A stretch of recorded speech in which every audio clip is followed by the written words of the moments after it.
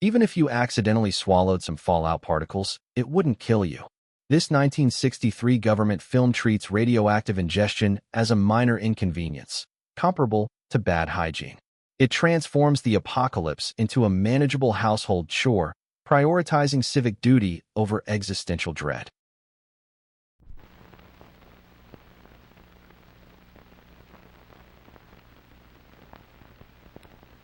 These are particles of radioactive fallout.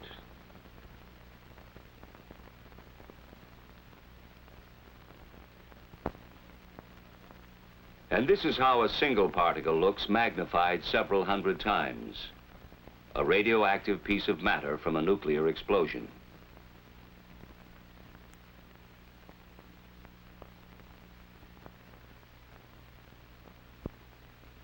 These few particles can't do us any significant harm.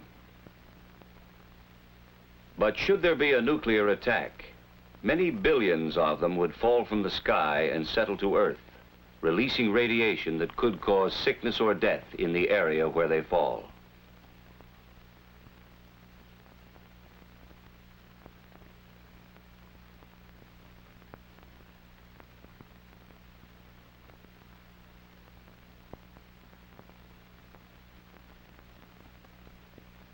The text claims radiation is something we live with every day.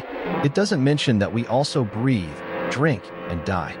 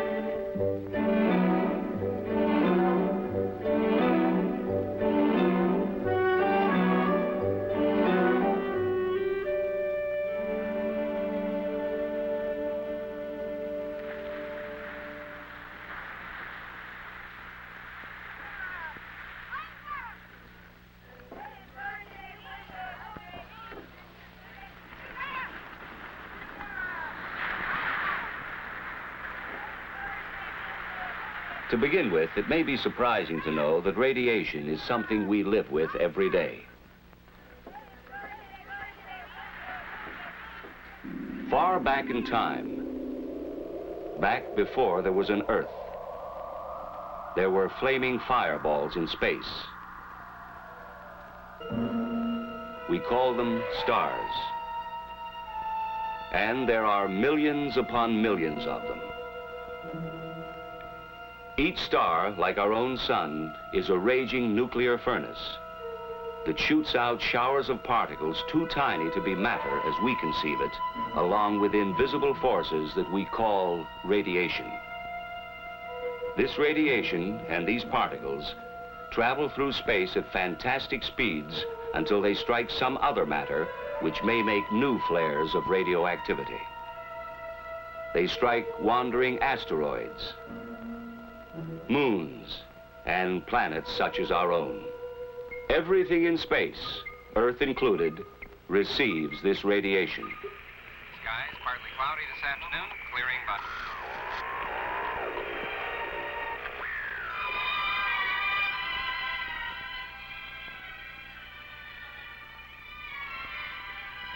Background radiation is all around us in tiny quantities. Nature even planted unstable atoms deep inside the Earth itself. They decay one by one, here and there, in a barrage of inconceivably small and silent explosions.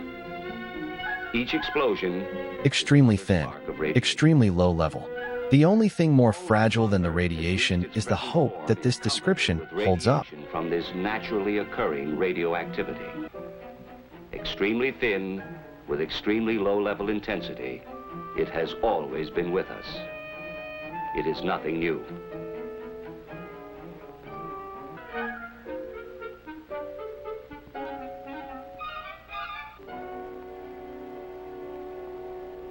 We don't worry about the small amounts of natural background radiation. But to safely handle larger amounts, we must keep our distance and shield ourselves. For as the amounts increase, so do the dangers. The amount of energy generated by a nuclear explosion is enormous. Near the crater area, there is almost total destruction from blast and heat. And now, large amounts of pulverized debris and molten earth are pulled up into the mushroom cloud. This is where radioactive fallout is formed. The radioactive atoms produced in the explosion join with the particles of earth and debris. The mushroom-shaped cloud forms and climbs higher. It now contains billions of highly radioactive particles of matter that we call fallout. The strong winds of the upper altitudes go to work on the cloud, blowing it off in one or more directions. Gravity tugs on the particles. The larger and heavier ones sink toward the ground, while the lighter particles continue to drift with the wind. Some of the lightest particles remain suspended in the upper atmosphere. As time passes, their radioactivity grows weaker, so that the longer they remain aloft, the less dangerous they are. But the heavier particles, spread by high-altitude winds, fall to the ground within 24 hours. Several miles from the explosion, they are about the size of table salt or fine sand. These are the most dangerous because they carry the greatest number of radioactive atoms and so emit the largest amount of nuclear radiation. Which brings us to an all-important fact. Deadly as radiation... By 1 o'clock, the radiation is lethal. By 7 o'clock, it's just a suggestion. Wait until you read the math. Suppose a nuclear explosion takes place at 12 noon. By 1 o'clock, the total force of the residual radiation is at a high level. By 7 o'clock, it's down to 1/10. In 2 days, although still dangerous, it's only 1/100th. But in 2 weeks, it's only 1/1/1000th. With this decay rate in mind, consider radioactive fallout conditions which might confront us after a massive attack. Within an hour, fallout would be a serious problem in the vicinity of explosions which occur on or near the ground. By 7 hours after the attack, the fallout area covers more and more of the country as the prevailing winds expand the fallout in a downwind pattern. 24 hours, 48 hours. Without shelter, millions would face death. A few days later, those who have taken shelter will survive. In many areas, people can even leave shelter for brief periods of time to carry out important tasks. Within 2 weeks, most people can leave their shelters for longer periods as the radioactivity decays to lower levels. The lesson is obvious. We must shield ourselves from radiation through the dangerous period.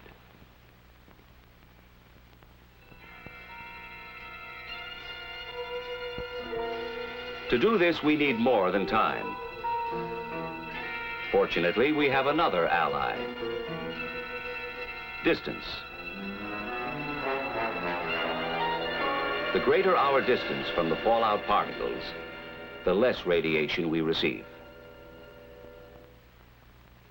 You would receive less radiation in the middle of a tall building than you would receive on the top or bottom floors, because there would be more distance and partitions between you and the source of the radiation, the fallout particles which would cover the roof and the ground around the building. Only an insignificant amount would get inside. And finally, along with decay rate and distance, we have still another and very important ally: mass. When highly radioactive fallout covers our immediate area, we can shield ourselves through... Shielding out 99% of radiation requires 5.5 units of shear weight. The solution to nuclear decay is a really heavy wall. But the protecting material must be heavy. To shield out some 99% of the radiation, you would need about 5.5 feet of wood, or 2 feet of earth, or 1 1/3 feet of concrete, or 1/2 foot of steel. Even though the thickness of these materials varies, they all weigh the same.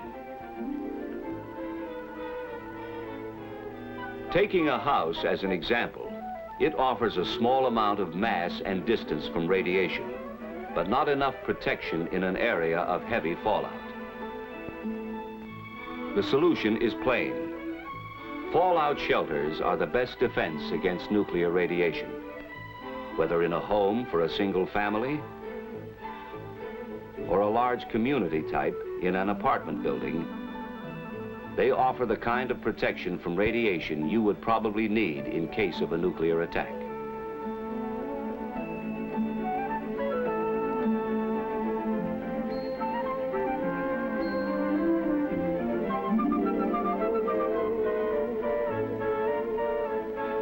But the best shelter would be worthless unless it was used.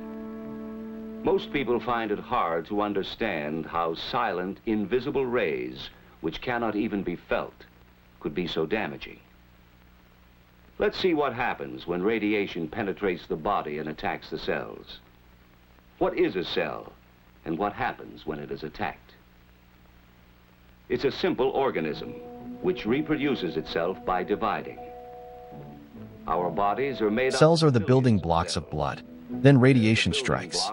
The body destroys itself with its own bricks. Now, powerful radiation strikes, and cells are injured or destroyed. If radiation stops before the accumulated dose is too great, almost all of the damage eventually will be repaired. If radiation continues, there are some cells less able to function at top efficiency. Should the body fall behind in its recovery, severe illness or death could result.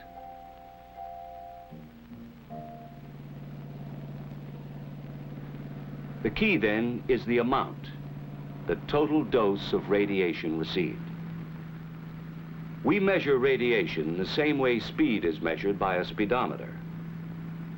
Only instead of a speedometer, we have a rate meter, and instead of miles per hour, we measure the rate in Roentgens per hour. We need another device, called a dosimeter, to record how much radiation a person has accumulated over a period of time. In the same way we record accumulated distance in miles, the dosimeter records accumulated dose in Roentgens.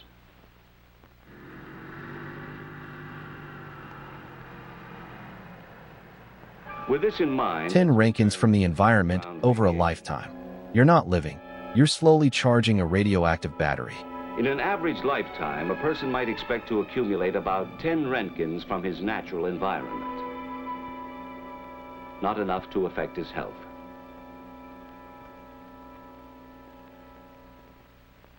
This same healthy person would need medical care if he received more than 200 Roentgens within a few days. 300 Roentgens in the same period would cause severe radiation sickness or possibly death. And as we go beyond 300 Roentgens, the danger of death increases rapidly. So now we see why shelter is vital. The difference between accumulating a large dose because of little or no shielding and a small dose because of adequate shielding is the difference between death and life. No clothing, of course, could possibly provide enough shielding. However, if you were to be in the open during fallout conditions, clothing would keep the particles from touching your skin. There is no such thing as a fallout suit, but ordinary clothing would help until you could reach the safety of a shelter. Then the fallout particles can be brushed off and outer clothing removed. If fallout settles on your food, The food itself is not harmed, since radiation damages only living tissue. And you can easily Swallow fallout decontaminate it particles. The narrator using insists almost it's the like same food method prep, you use because in everyday apparently, food preparation. ingestion is just another way to Actually, decontaminate. even if you accidentally swallowed some fallout particles, it wouldn't kill you. The effects, if any, probably wouldn't show up for years. Still, since there is a possibility of long-term effects, such as shortened lifespan, cancer, or hereditary damage, it's wise to remove the radioactive particles by simply washing, wiping, or peeling. But it's vital to remember this: neither water nor chemicals can destroy radioactivity. The fallout particles can only be moved or washed away. Only time can reduce their potency. And what of water? Well, here again, the same rules apply. If necessary, you could drink water containing fallout particles without worry Water or cleans immediate itself. harm. No soap, But no chances scrubbing, are you wouldn't just have to gravity for long. and patience. For water helps to wash itself through the natural processes of sedimentation and filtration. And swiftly moving rivers like this would carry most fallout particles downstream.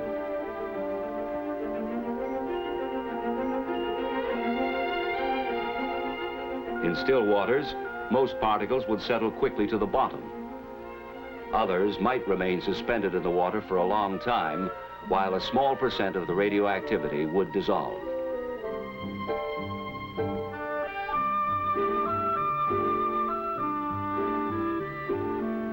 The normal processing of a water treatment plant would make it safe to drink. And water coming from a covered well would be safe from radioactive contamination. There is no problem with breathing, for air is not contaminated once the fallout is on the ground. Fallout is not a poison gas.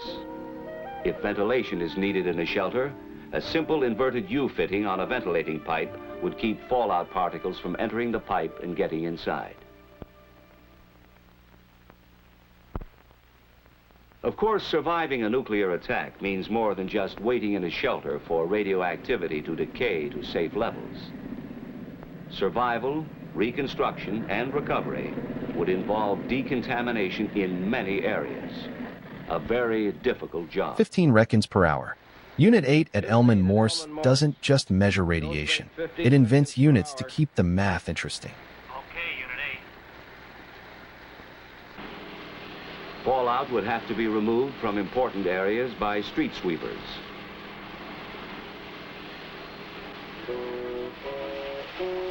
And the remaining particles could be flushed out of the way.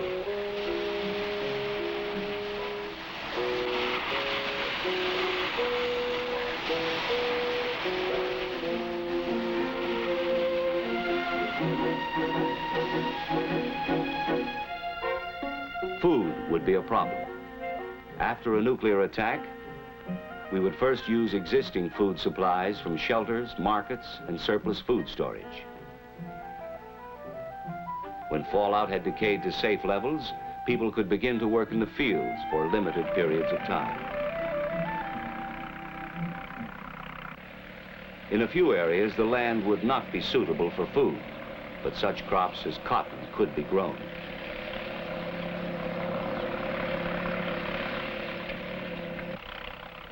Crops for human consumption would be grown in areas that had received the least fallout. Radioactivity moves from soil to plants at an extremely low rate. The dirt is too lazy to feed Grow you. and eat food planted in this land is that the transfer of radioactivity from soil to plants is extremely low.